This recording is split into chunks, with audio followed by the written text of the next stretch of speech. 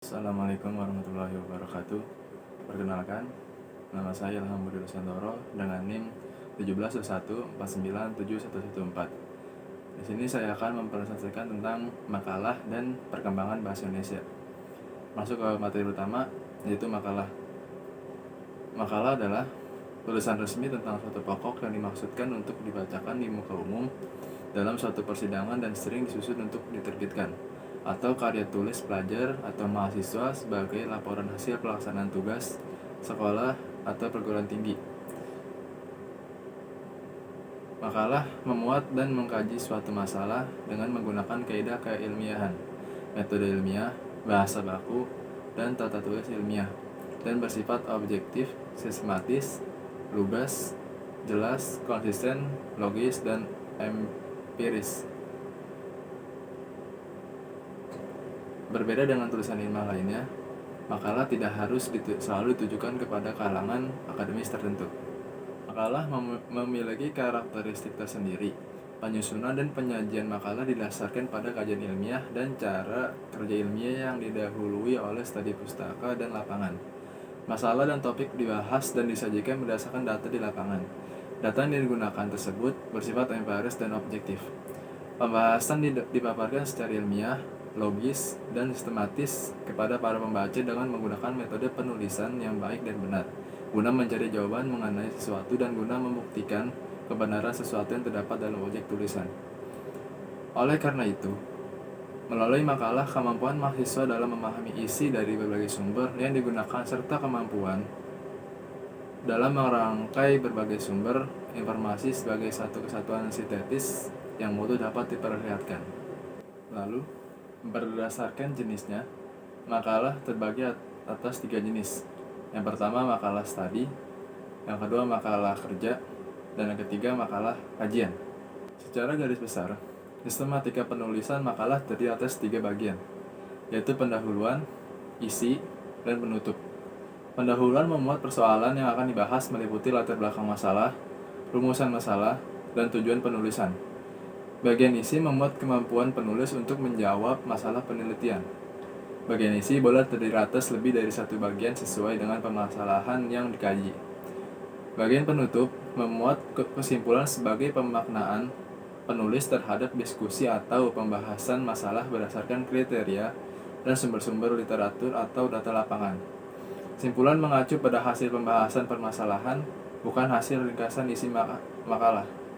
Bagian-bagian makalah yang disemiakan dapat berupa makalah hasil penelitian dan makalah bukan hasil penelitian, konseptual. Yang terakhir ada tahap penyusunan makalah. Penulisan makalah melalui tahap-tahap berikut. Yang pertama, memilih topik.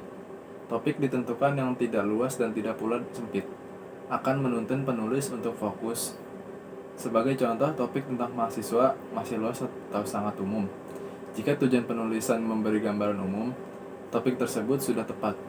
Namun jika tujuan menganalisa, topik itu perlu dipersempit menjadi mahasiswa berprestasi. Yang kedua ada menentukan tujuan, dan yang ketiga ada membuat kerangka outline. Tujuannya meletakkan ide-ide tentang topik dalam format yang terorganisasi. Masuk ke materi kedua, yaitu perkembangan bahasa Indonesia. Pada 28 Oktober 1928, para pemuda Indonesia mengikrarkan Sumpah Pemuda. Naskah Putusan Kongres Pemuda Indonesia tahun 1928 berisi 3 butir kebulatan tekad sebagai berikut. Pertama, kami putra dan putri Indonesia mengaku bertumpah darah yang satu tanah air Indonesia. Kedua, kami putra dan putri Indonesia mengaku berbangsa yang satu bangsa Indonesia. Ketiga, kami putra dan putri Indonesia menjunjung bahasa persatuan bahasa Indonesia. Dengan diikrarkan Sumpah Pemuda, resmilah bahasa Melayu yang sudah dipakai sejak pertengahan abad 7 itu menjadi bahasa Indonesia. Bahasa Indonesia berasal dari bahasa Melayu. Bahasa ini telah tumbuh dan berkembang bahkan sebelum Indonesia dideklarasikan sebagai bahasa persatuan dalam Sumpah Pemuda. Bahasa Melayu sudah dipakai sejak abad ke-7 sebagai bahasa perantara lingua franca antar suku di Kepulauan Nusantara dan hampir di seluruh Asia Tenggara. Bahasa Melayu digunakan pada masa Kerajaan Sriwijaya berfungsi sebagai yang pertama, bahasa resmi kerajaan, Yang kedua, bahasa perdagangan. Dan yang ketiga, bahasa kebudayaan, yaitu bahasa buku-buku yang berisi aturan-aturan hidup dan sastra.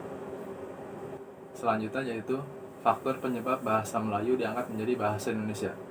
Yang pertama, bahasa Melayu sebagai lingua franca. Pada masa Kerajaan Sriwijaya, bahasa Melayu sebagai bahasa perdagangan yang digunakan oleh berbagai suku yang memiliki latar belakang bahasa ibu yang berbeda, bahkan digunakan oleh pedagang-pedagang yang datang dari luar negeri. Dari sinilah bahasa Melayu mulai dipahami dan cepat tersebar ke berbagai daerah di Nusantara dan di seluruh Asia Tenggara. Yang kedua, bahasa Melayu praktis dan sederhana. Bahasa Melayu berbeda dengan bahasa lainnya di Indonesia dalam segi strukturnya. Struktur dalam bahasa Melayu tidak mengenal unduk, undak, usuk atau bahasa yang disampaikan strata sosial yang dipakai oleh masyarakat Jawa. Yang ketiga yaitu suku Jawa, suku Sunda, dan suku-suku lainnya dengan sukarela menerima bahasa Melayu menjadi bahasa Indonesia sebagai bahasa nasional. Yang terakhir ada kedudukan dan fungsi bahasa Indonesia. Kedudukan bahasa Indonesia terbagi menjadi dua, yaitu sebagai bahasa nasional dan bahasa negara.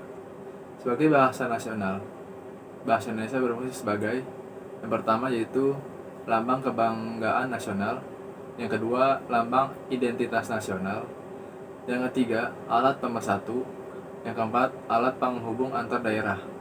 Sebagai bahasa negara, bahasa Indonesia berfungsi sebagai yang pertama bahasa resmi kenegaraan, yang kedua bahasa pengantar resmi di dunia pendidikan, yang ketiga bahasa resmi dalam berhubungan pada tingkat nasional untuk kepentingan perencanaan dan pelaksanaan pembangunan serta pemerintah, yang keempat bahasa resmi dalam pengembangan kebudayaan dan pemanfaatan ilmu, pengetahuan, serta teknologi modern.